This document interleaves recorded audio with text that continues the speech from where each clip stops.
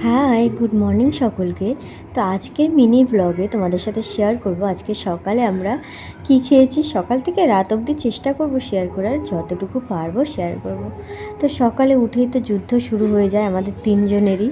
তো প্রভাতের সকাল থেকে লেগে যায় কাজে যাওয়ার তাড়াহুড়ো, আমার লেগে যায় ব্রেকফাস্ট কী বানাবো, খাবার কী দিব এদের দুজনকে, আর আমার ছেলে এদিক ওদিক দৌড়াদৌড়ি করে তাড়াহুড়ো করে দেয়। যাই হোক, সকালবেলা আজকে টিফিনে বানিয়েছিলাম পেঁয়াজ আর লঙ্কা দিয়ে গোলা রুটি, তার সাথে চা আর ডিম টোস্ট আর ডিমের অমলেট।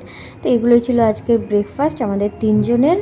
তো আমরা তিনজন মিলে এগুলো খেয়েছি। এগুলো খাওয়া দাওয়া করার পর প্রভাত চলে গিয়েছিল কাজে। আজ একটু সকাল সকালই বেরিয়েছিল, তো আজকে তাড়াতাড়ি করে ও কাজে চলে গেছে। আর আজ দুপুরেও ও আসবে না, সারাদিন আমি আর গুগলু একাই থাকবো, আর আমাদের দুজনের যা কাজ সেগুলো আমরা করব। তো এইদিকে দেখো ডিম টোস্টে একটু লঙ্কা পড়ে গিয়েছে কিনা, কি ঝাল করে যাচ্ছে। তো সকালবেলা তো হলো, এবার দুপুরে আজকে বানিয়েছিলাম লোটে মাছ। বেশি কিছু রান্না করিনি, যেহেতু আমরা দুজনেই ছিলাম তাই জন্য।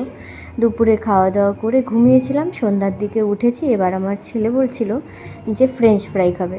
তো আমি কিন্তু ওকে বাইরের কোনো ফ্রেঞ্চ ফ্রাই কিনে প্যাকেটে যেগুলো পাওয়া যায় সেগুলো খাওয়াই না। ওকে আমি বলতে পারো 1 বছর বয়স থেকে ফ্রেঞ্চ ফ্রাই খাওয়াচ্ছি, আমি বাড়িতে বানিয়েই খাওয়াই। তো আমি বাড়িতে 2 রকম আলু দিয়ে ফ্রেঞ্চ ফ্রাই বানাই, একটা যেটা নর্মাল আলু আমরা খাই সেটা, আর মিষ্টি আলু দিয়ে। তো আমার ছেলের মিষ্টি আলুটাই বেশি পছন্দের, তো দুটো মিক্স করেই দিয়েছিলাম। তারপরে আমি খেয়েছিলাম সন্ধ্যায় চা বিস্কুট, আমি আর খাইনি ওগুলো।